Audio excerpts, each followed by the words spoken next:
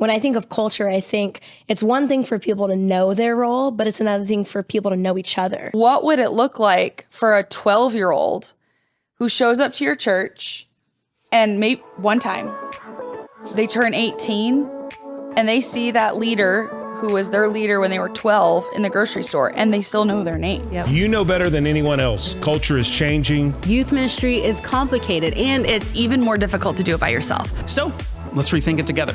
Join us for this week's episode of Rethinking Youth Ministry. Welcome back, everyone. I'm Ashley, and I'm part of the Orange Students team here, and I am so excited to be talking about volunteers, one of my favorite things to talk about. But before we jump in, I need you to get to know the people in this room. They're amazing, and I want to start to my left. We have... Yo, I am Brandon. I come from the great state of actually the National Football League world champions, Kansas City Chiefs. So I am from Kansas City, and the church that I get to serve at is called Graceway, and I get to serve as our student pastor. So I do both middle school and high school ministries there at Graceway. So, Cool. yeah. So glad you're here, man. Thank you. Vivi? Love that. Well, my name is Vivi. I am coming from a church called Sandals Church in Southern California. I don't have a claim to fame right now. I mean, Golden State Warriors, we always come through. But why I'm here, I'm the next gen manager at my church. So I get to oversee young adult ministry at our multi-site church across all of our campuses. And then also youth ministry at our largest campus, which is both middle school and high school. Glad to be here. Glad you're here, Viv. That's a lot. Well, my name is Charlie Conder, and I am an Orange Student Specialist and a volunteer in a church. So I'm pretty pumped to talk about volunteers. Listen, nobody does it better than you, Charlie Conder. I'm so glad you're here. Thanks. To honor the name of our podcast, Rethinking Youth Ministry, we really value the idea that just because we've landed on an idea for a period of time doesn't mean it's still the best idea. And so we need to circle back to things, decisions we've made, and rethink them. And one of those things is volunteers. And I think as we were gathering the content for what we're going to cover in this season of Rethinking Youth Ministry, this was the thing that came up over and over again. And there are so many different lanes that we could run in this space. But I guess let's open the conversation with what is something that you've been rethinking when it comes to volunteers? Brandon, I'm throwing it to you first. Okay, cool.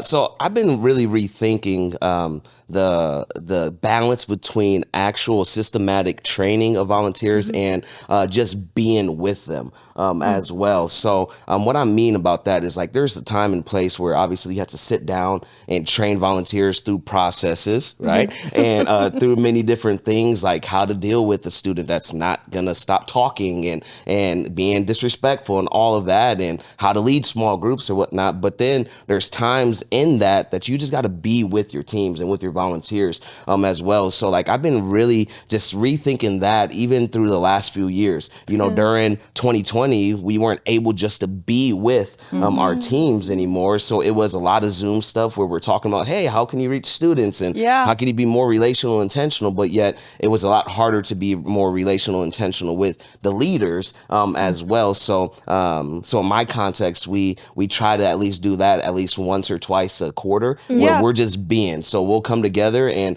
we'll hang out, we'll play games, or we just bought a house, praise God. So recently, and we've had our teams over to the house just to hang out, no agenda, just hanging out and just being. So really finding that balance of systematic training of the volunteers and just being with them and just enjoying them, enjoying life. What's the payoff been? It's been great. It's been great, like, because they're not used to that. I mean, you think about your volunteers and you think about how when you're having meetings with them, they're going through their mind. They're just thinking we're just coming together to talk about the student ministries, which obviously you're going to do that. But they think it's going to be just paperwork and agendas and everything like that. But when I tell them, hey, there's no agenda this week, or hey, we're going to go putt-putt, or we're going to just hang out at the church and shoot hoops or whatever, it's like, all right, cool. So the payoff's been great. It's built a lot of trust within the team and just a lot more camaraderie as well. That's so good. I'd imagine listeners, some listeners would be thinking, but I don't have more time. I still have to train them. Right. Yep. So how do I find that time, or what do I cut to make that time? Right. But I think it helps with retention when you can create, when your volunteers can become a small group within itself. The relationships is what keeps the retention in your volunteer team. And so I think you can train them, but be relational when you train them, and inviting them to your home. Yeah, that's huge. That's like secret sauce right there. Like that's the winning piece. Yeah. Well, and what Ashley was asking about payoff, I love talking team culture. Like team culture is everything. And I think when you think about like trainings in general, and to your question about time, what needs to go, I think one thing I know I've rethought is how we do trainings. How can we do trainings where there's an emphasis on training and equipping, that being one emphasis, but then also just community and bonding being the other emphasis. And it gets really fun when you get to like rethink, okay, well, what's a placeholder in our time as we gather? It might feel like a formal training sometimes, but at other times, what if we got creative and innovative with how we actually deliver the training and equipping? And that could be done through like games or small group kind of talk. But what you were talking about of just the like no agenda kind of thing, and are people just getting to be? When I think of culture, I think it's one thing for people to know their role, but it's another thing for people to know each other, so it gives them so much opportunity to do that. And ministry is just more fun when your people actually know each other. Yeah, absolutely. And the hard thing about it too is like my background is about doing and just working and task or being task oriented and whatnot. And so then when 2020 hit, in the middle of it, when I moved back to Kansas City, it was like I got to do all these tasks, but then at the same time, it's like I just need to be. And I felt like the Lord challenged me in that of just being with my team. And how do you make time? And I would say, how do you make time? It's you always make time for what's important, So even in those trainings, I think it's important that you make time to even celebrate. You highlight wins, right? You also give opportunities to highlight, hey, new volunteers, birthdays, anniversaries, stuff like that, so that the volunteers know that they're appreciated and they're being noticed in that as well. What kind of things did you do to vision cast that to your volunteers? Because I'd imagine there's also some listeners who are thinking, I can't even get my volunteers to show up for the programming consistently. And now I'm going to ask them to come to my house and hang out and ask them for more time. Like, how did you get buy-in for that? Or you guys probably do this stuff too, so jump in. I would say start with where you're at and let it build. Like, I remember my first years in ministry, I just truthfully, it was like a rub of integrity to lead people that I don't care about yet. So I'm like, I got to even start to learn how to care about these people. And how you do that is with time. And I would just start doing things, but do them consistently. And what's sweet about that is some might look at that as nobody showed up, it was a fail. Well, I looked at it as this is my core. This is who I'm building off of. And what you said of like, it can be such a big retention rate. It can also, when you have good culture and when your leaders like get it, that's also a recruiter in and of itself, to have like a team culture that recruits itself. So starting small really helps. Like if you're the leader that you feel that you have the tension that Ashley was describing, just start where you're at. Start where you're at. And when you hear someone else as passionate as you are talking about something, use them to build off someone else and watch it build. I think that's like a very practical ground zero starting place. That's good. And with that too, like how do you get them to want to be a part of that even when they're not being consistent with programming? It's I don't make it mandatory for them to come over to my house, right? But some people find it very inviting and even very personable to be invited to your house, right? I'm letting you into an intimate space, right? Where my family is, where my kids are, So to invite you over to my house, a lot of people on my team, they're like, oh, pastor's inviting us to his house.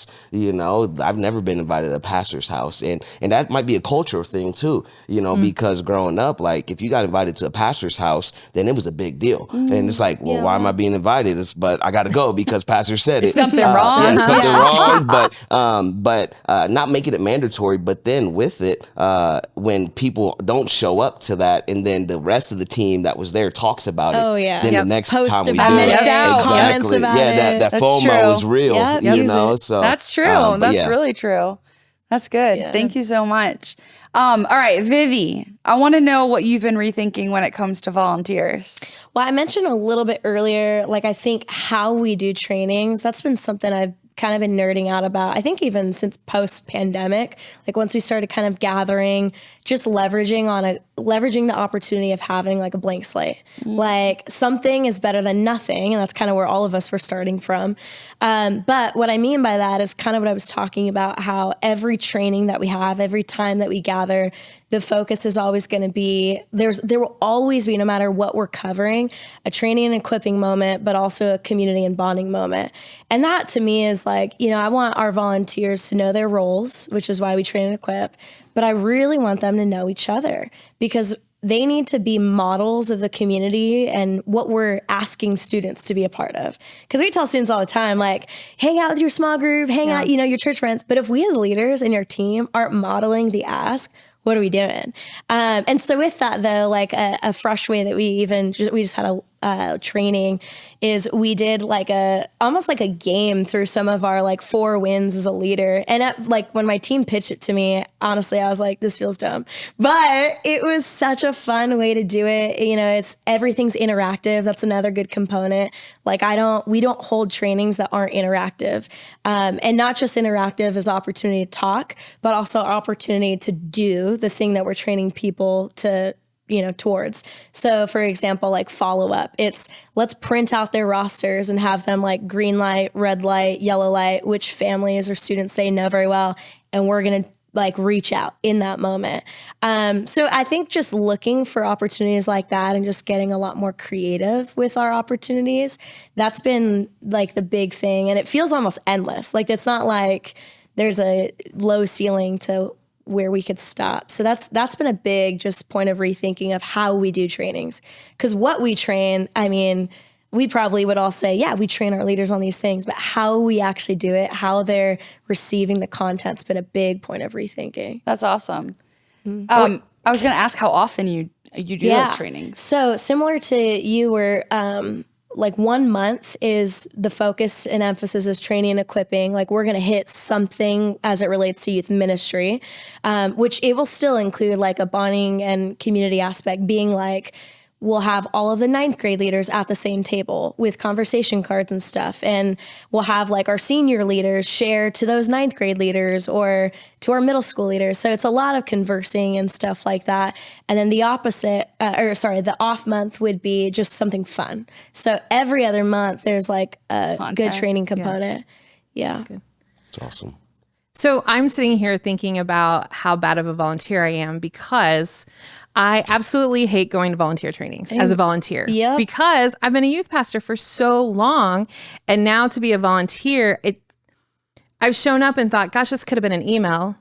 Wait, repeat that. Yeah, I'm right. But how many times, it really has helped me to rethink, what am I doing with people's time? Because what I thought I was doing was great. I was creating relationships that created retention, that created awesome leaders. And then now I'm on this side of it going, I'm not really, do I have to come to that? Like, cause I don't really feel like do you need me? So for me to rethink it from a different lens has been so unique, because what can I not just read that going to a training gives more benefit to? That's right? good. So what is why should I be in person? Like what is the draw for me to be here? Because I'm already busy. Yeah, right, you're already busy. And I'm already showing up to lead small groups. So then why do you need me another night? Yeah. Like, especially when you can just make a video and explain it to me if you don't want to write an email. Like, Well, but isn't that rethinking it though? Yeah. Like, why are you asking me to come? Why can't it be an email? Why can't it be something? A video. Right. Why can't it be a video? Because that to me is the rethinking part. Yeah. Because I'm on this side going, yeah, you've got me for Wednesday night, but I'm sure not coming every month. Vivi, you're killing me over here. I'm coming every month to training? Heck no. No, every other month. The off month is optional. Okay, that's good. I do like. She's like, you would love my trainings. I was like, challenge accepted. I was trying really hard not to interrupt you when you were talking about email, because then it's like, do you check your email? You Yeah. know, so I do check my email. Well, I think what I love is you saying, now that I'm on the other side of Yeah. it, like that's such a brilliant perspective, because I'm sure even when you were on the, like you were the one driving all this perspective, I'm sure you thought about it one way and then you did it. And then now you're just volunteer again. And now you're even rethinking. Like that to me is just such like we always need to be rethinking how we're doing it. Yeah. I love how Ashley kept saying, or video. Yeah, But I think a video is great. I do Right. too. I mean, Yeah, videos are especially great. when you're dealing with a lot of millennials, you know, as leaders as well. That's huge. Or now older Gen Zers, you know, they're visual learners. Hi, So- I'm a Gen Zer. Welcome. We knew. Yeah. We knew that. That's why you're Wow, here. I didn't know Hi, that. welcome. That's the old lady. No, no. But the visual thing is great, right? Yeah, I think for it's sure. really important. And I say that about email because literally this past Wednesday, yesterday, I was talking to my team and I was like, I know all of you read your emails, and they're like, so I'm like, okay, so you don't, but you read the text messages. Yep. That's another thing. But if you could do a video Or a quick video. and hyperlink it or something to Yeah. that, or even just shoot a video on your phone. Yeah. Yeah, production does not matter. Yeah. Like, as long as I'm not having to get out of my sweats and come to the church on another night, you could just low production that in your car and I'd be happy. You're allowing me to rethink this now as well. So You're like, what meeting do I have scheduled? what can I do in a video versus But don't cancel the person. fun, because No. I think the fun is a high value, right? Because it recreates that community, right? sure. Well, and that's like a big part of even just the rethinking, like what I was talking about with kind of some of the training styles that I've done. Because people's time is so important, and shame on us to have a training that we could have sent in an email or even just done in a video. I think issue I've run into too in regards to like email, and you would think that Gen Z, they're watching videos, reading emails, but how do we get them the videos? Usually in emails. So if they're not reading the email, they're not reading or watching the video too, you know? So that's been a dynamic attention to kind of process through. It's something I've been doing a lot more, thanks to my friend Heather Fleece. The video texting people, not on Marco Polo or another app, but like just like making a quick video and just saying Through what I need to text. say. That's Yeah, good. through text, because they're way more likely to watch the video. Yeah, that's And really you know good. what I mean? Or I mean, they can respond in Word or in a video, and there's something about it feels more personal. So I definitely think, I mean, everybody knows everything's decentralized. Friendships decentralized, churches decentralized, schools decentralized. And so, I mean, what would that look like for trainings to decentralize? I understand that it's important to get us all in the room.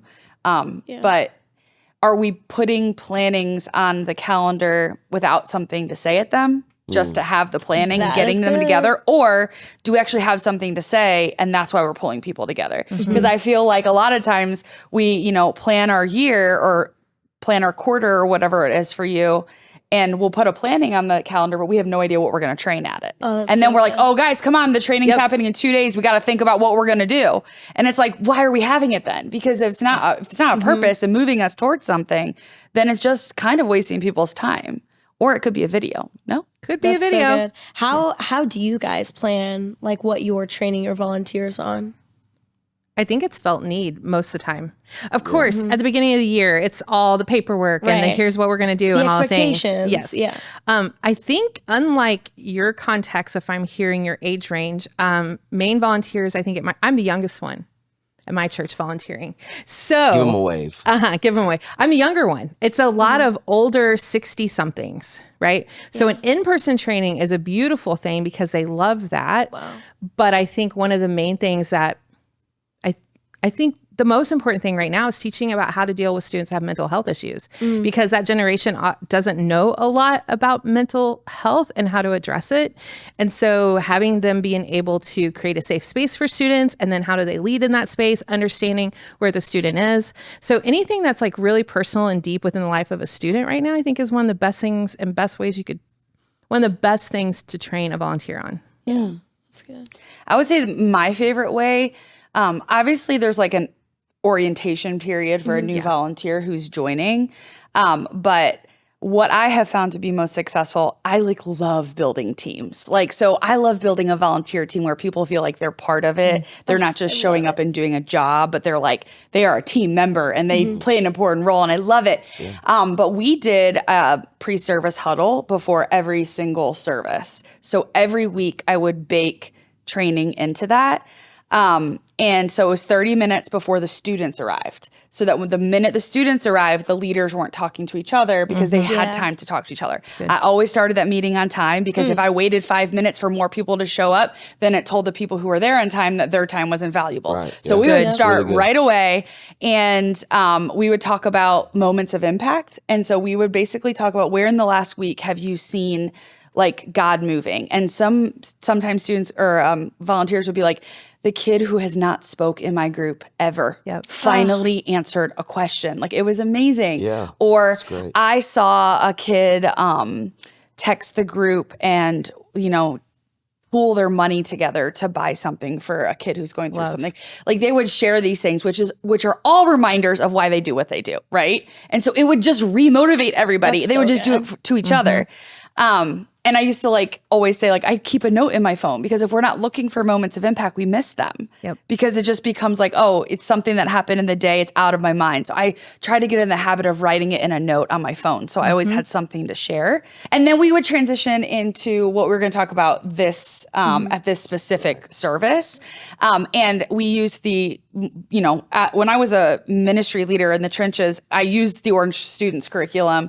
And there's something on all of the small group guides called Think About This, which is a phase cue. And it's just a short paragraph. And it's basically keep this in mind when talking to middle schoolers about this topic. This is where they are developmentally. So we would literally just use that paragraph as the training piece every single week. Somebody would read it out loud. We would have a 5-minute discussion on it. We never would talk about the flow of the programming in that meeting or anything logistical that could be emailed. It was all everybody participated, and then we'd all put our hands in, and it was team on 3, and everybody would go out and minister to the students. So it was long story short, it was a larger orientation, mini bites of training throughout. And then if we were preparing for some kind of an event and there was a training necessary for it, then we would do it then. That's awesome. But it was TikTok versions of training. It was never big training pieces. I'm here for TikTok version trainings. Yeah. Bite-sized information. Because that helps your brain, though, as a leader, think what is the most important thing in that moment to tell my leaders, right? If we all start thinking in 1-minute segments. Well, because they literally walk out of that room and apply it right then. They see the fruit of that time, because it's not we're going to talk about something that will probably never happen in my group, Yeah. So I don't know. I found it was really helpful. Other churches that I've served at, we've done 20 minutes in between trainings every month, where it was between the 9 a.m. and the 11 a.m. service, the 20 minutes that overlapped in between, where both hours were at the church building. They did a quick touch base. Wow. But I don't know. It felt like everybody was coming or going. And so it never quite felt super settled, in my opinion. But yeah. All right, Charlie, what else are you rethinking? Tell me all the things. What am I rethinking? I think I just touched on it, but I think mental health is so important in the life of students, and making sure leaders know how to talk to students. That creates a safe place for them. Also understanding kids' personalities, I think, are so big, because if we are only seeing them for the hour a week, how can we best make an impact? And so creating a safe place, and what does that look like? And I think that looks different in everybody's church. So if you're listening, you're like, cool, can you tell me how to do that? I can't tell you how to create a safe place, because I've never been to your church. But there are some key things I think we could talk about, but it's really, what are your students dealing with? And then how can your leaders lead them in those moments? Because I think there's so much damage that a leader can do, and their heart is not to create damage, right? Their heart is to love and care for a student. But if they don't know how, sometimes there can be these moments that are just so hurtful to students. Wow. So I love that. What I hear you even saying is as leaders, we can't just assume. We have to be curious. We have to put in the work to actually get to know. Yep. It's real good. Dang. Okay, now we're all rethinking that. I know, right? That I'm was like, a good pause. That was a good pause. Like, you, wait, you just gave us like 3 different things to think about. And even especially because are you speaking specific? Did you mention middle school or middle school and high school? Yeah, middle school and high school. I think what's so, especially, I mean, both, but I think especially middle school, just to help parents not just dismiss, you know, and I think like in the conversation of mental health, like it's so crucial that you're like partnering with families in that. Absolutely. Oh man. And thinking of better ways to do that too. But there can be these moments that are so brief and being, so this is my 25th year of working with students, and I have these beautiful relationships with students who are 30 years old that were in part of my first ministry, right? But a group of them recently came to my house for dinner, and we were talking about it, and they can go back to memories when a leader said something to them when they were in 7th grade that hurt them. And I'm sitting there just dying inside, right? Because I'm like, whoa, wait, what? That happened? Why didn't you say anything? Well, because, I was in 7th grade. I didn't know how to articulate, right? And you hear these things. So then I think that leads me to rethink, how am I training my leaders? So it's not this one-off phrase that a 30-year-old is still hanging on to from when they were in 7th grade. So I think that's a big piece. I believe that rethinking when we're training leaders is how important our words are and what we're saying in those moments matter. Absolutely. So good. Every compliment counts. Yeah, they do. They remember them. Yep. It's wild. For me, I would say there's 2 things I've been rethinking. So I'd love your thoughts on them. The first one is I've been rethinking. I hear so many leaders say we need more volunteers. Over and over Right? again. Yes. And I just keep wondering, have we ever thought about creating volunteer positions that don't require the volunteer to be at your programming for your youth ministry? Like for the CEO of a company who travels a lot, who can't give consistency to a small group, because we all know how important consistency is, but they can do something else, fill in the blank. Like, have we created volunteer positions that are remote volunteer positions, but it's still part of the volunteer team and is just as important? As somebody who travels a lot and understands the importance of consistency, it's so hard sometimes to fall into a volunteer role that feels like I'm doing it justice or even giving them the best of me because I'm not always there. But I have the heart to do it, and I can't imagine I'm the only one. Yep. Yeah. What are your thoughts? Tell me everything. Well, I think that's good because there are things that someone that cannot come into the building can do, such as helping clean up a roster or something like that. They can do that remote. You tell them, hey, this is how you do it, and then they go to town. I've had volunteers do that. Or even parents stamping postcards to send them out. They don't have to come to the building. I give them to them at church, and then they're at home to stamp them, and they mail them out. So there's a lot of different things that they can do, not inside of the building, but it is remote. And I think it's important as well because there's people that have hearts for students that would love to get involved. But like you said, a CEO, it's really hard for them to get to the building on a Wednesday night or Sunday or whenever you do your programming, and they have a hard time to do that. So they're like, how can I get involved? I don't want to just give money, right? I want to give my abilities, my talents as well. So how can I do that? So I think we need to rethink that as well. And it makes it harder for us, right? Absolutely. Because we have to then lead them at different levels and different kind of trainings. But I just keep thinking, like, if people are there, what if we figure out more of like, what are they able to do? How can we leverage that strength to fill gaps that we do have? Yeah. I don't know. So that's one thing. And then take it a step further. This is the thing that I'm really rethinking. When we're talking about volunteer training, volunteer recruitment, what would it look like if we completely changed the way we picked the content and trained them? What if we trained all our volunteers that whoever is on your roster, as you guys both have mentioned rosters, is more important than who's in the roll call, who showed up in the building that week? Because what we do really well as leaders is we train our volunteers for who's going to show up in the building and who's going to be in the conversation. What we don't do really well, we say you should go to their game. But what if the main trainings were, this is the roster, these are the 15 kids that you're responsible for. They may come to the building one time. What Thanks, does it great. look like? Like, what if that was what our trainings were about? And then roll call, them coming to the building, was just one of the options. Oh my gosh. But when you were just saying about the leader that's not in the room, Yeah. I would love that role, right? Because I also travel. Like this Sunday, I'm going to be gone. I'm going to miss being at my church. But man, I could chase 10 kids this week, mail them a card, take them to coffee, get Thank ice cream. you. Hello? Yes. Yeah. What if every small Yes. group had, maybe they have an adult leader and a high school leader or a college leader, whatever the age group we're talking about, and they had a virtual volunteer assigned to that group, like think room mom or team mom or whatever. I'm like, This is actually super fun. Again, I'm in a multi-site context. So my campus, we would do this, but more so in an organic way, where I mentioned earlier, we literally print off the rosters. Who have you seen in the last month and who haven't you? We're going to spend time in this training right now to text the ones that haven't been. But as our network, so kind of our central role at the multi-site, we actually just started running reports. So every 3 months, we're looking at who hasn't been here and hasn't. But one thing that was so fun is that my campus, we kind of divvied up, and this is actually in kids that they did it. We divvied up the list of names of kids that haven't shown up in the last 3 weeks or 3 months. And as a staff team, we went through and texted. But what you were just saying is I'm like, give that to a volunteer. Like, what a Yes. cool opportunity. And I'm sure a lot of churches, if you use like a database or something, could run a report or something like that. Like if you're thinking like, oh, we've got a ton of students, there's no way, easy. And then if you're in a smaller context, you probably be able to figure out like who hasn't been there or not.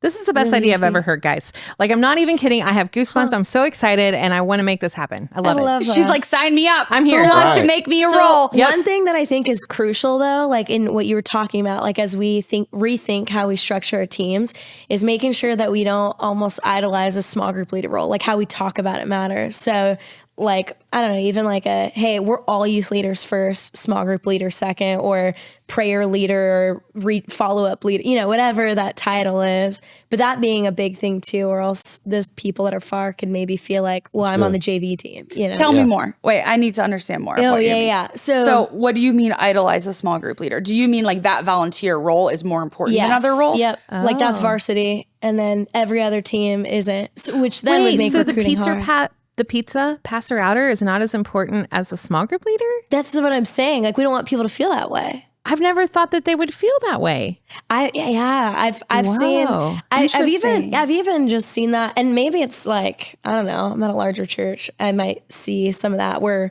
we've got like a crew of small group leaders. So we've got 103 small group leaders, but that's obviously middle school through high school in my context. So, when you see like 103 volunteers gathered, and then you've got like our welcome team, our people team, or our, who would maybe be a follow-up team. That's been a dynamic we've had or tension really, we've had to manage, of how we talk about it matters, so that when we recruit people, it doesn't feel good. like, That's really good. well, Yeah. I guess you could do this. Yeah, that's totally fair. Man. Okay, question about rosters. How long at your churches are students on your rosters before they're dropped off your rosters? good. If you have a roster. Roster meaning a list of students assigned to you as a volunteer, whether they come one time or they come every week. Yeah. How long till they're dropped off, and what's the plan after that? Yeah. So in our context, that kind of central role that I mentioned, they actually implemented if you haven't seen them in a month. A month? Which I pushed back on that. And I think it's getting just changed. Because when you think about like student schedules, they're in football for like 3 months, Doesn't mean they're gone. It just means they're in season or whatever. So what we'll do is like a semester kind of check, like per semester, which is usually like 3 or 4 months. And then do a purge. And then from there, it's, there's a follow-up process in play. But we look at like a 3-month purge of like actually removing people from the rosters Yeah. for now. For now, yeah. Yeah. And but then We have to rethink they can that. also get back onto Totally, that. Correct? totally. So so that's kind of what we do in our context is the same thing, but ours is a little bit longer than 3 months. So I actually just went through this recently in the past about month. We went, hey, if they hadn't been since the beginning of the school year, we put them in another group. So we take them off the active roster or whatnot, and then we put them in an inactive group, but yet it's inactive in the sense of they're not attending. We don't even see them on Sundays, type of thing. But yet I still have emails and communication sent out to them and to their parents as well. So that's how we do it in our context is both for middle school and high school. And I don't think middle school had ever been purged before. We just did it, and purging means I know, sorry, purge is so aggressive. No, you're good. It is. It's like I feel icky with the word, but I know what you mean. Purge. Cleaning up. Yeah, exactly. Cleaning up. Still, it just feels like these are humans. I know. Totally, I just like totally. I get it though. Like I get logistically, it's like, okay, maybe you're not coming to the church anymore. I know, purge but sounds it's so just- bad.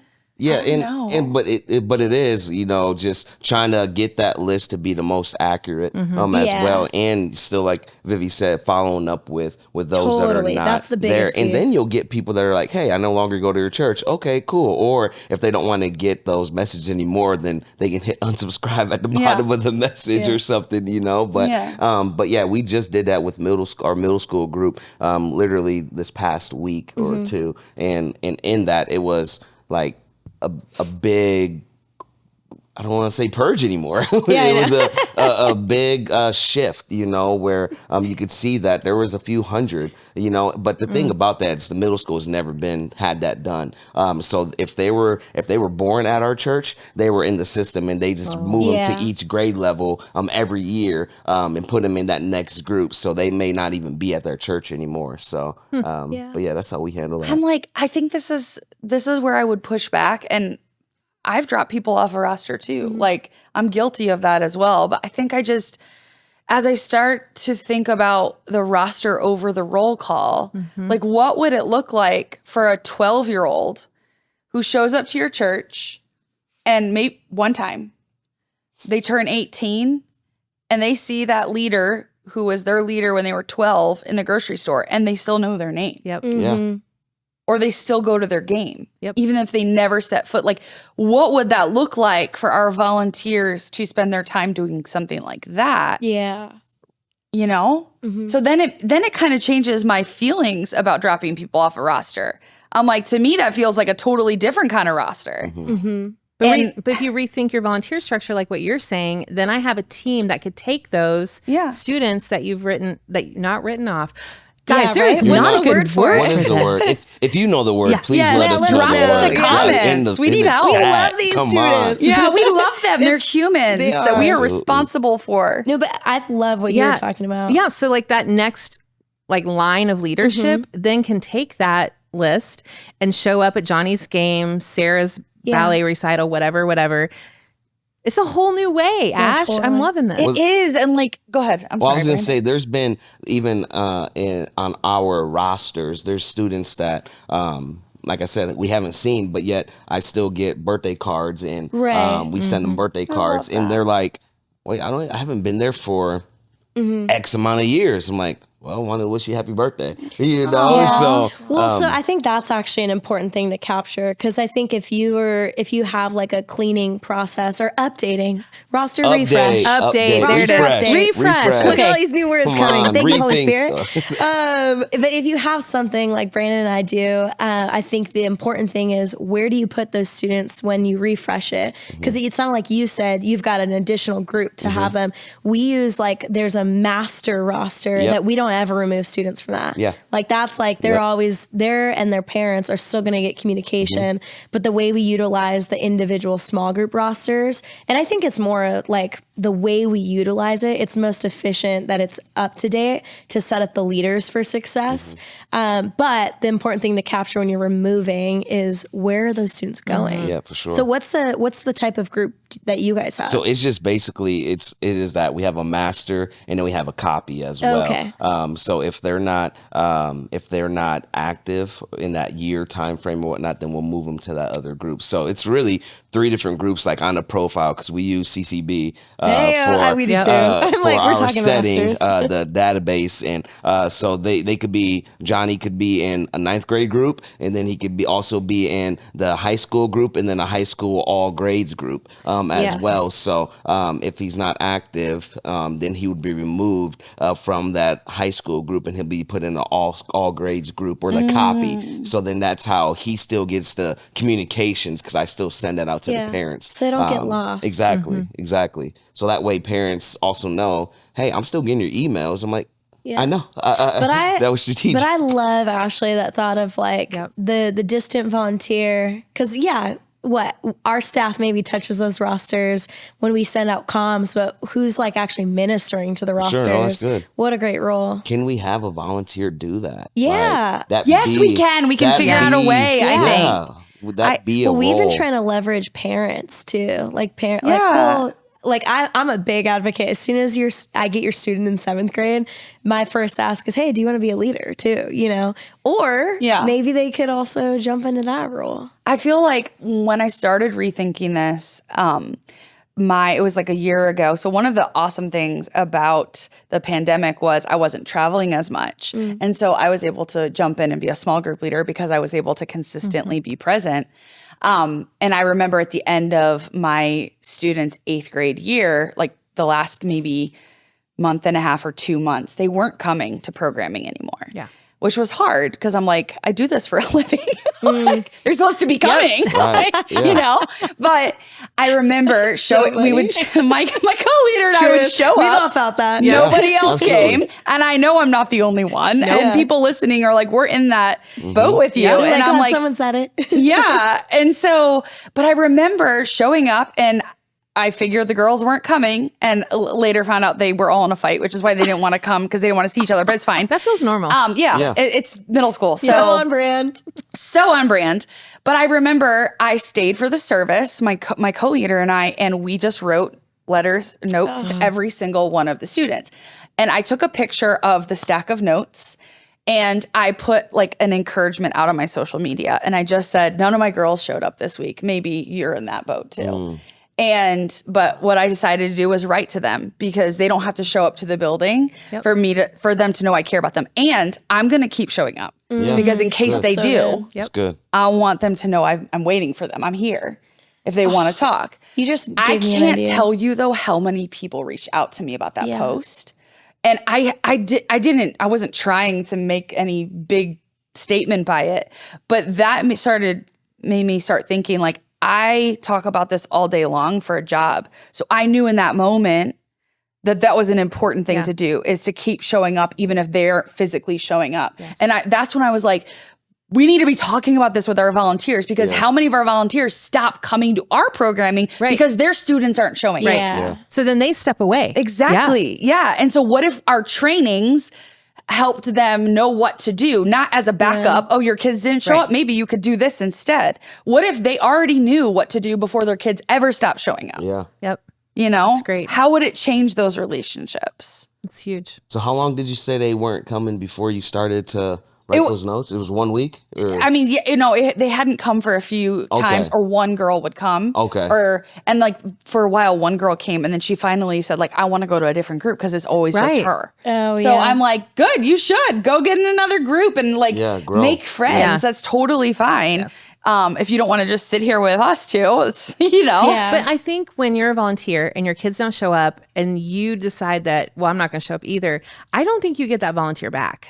I agree with that. So I think the training on the front end of how to equip them when nobody shows up is so key. And doesn't that take the pressure off of us as youth leaders then to want the kids to always, we want them to show up. Absolutely. But then we're not like, show up because I don't want to lose my volunteers. Right. Because if the volunteer knows whether they show up at the building or not, here's my job. Yep. Yeah.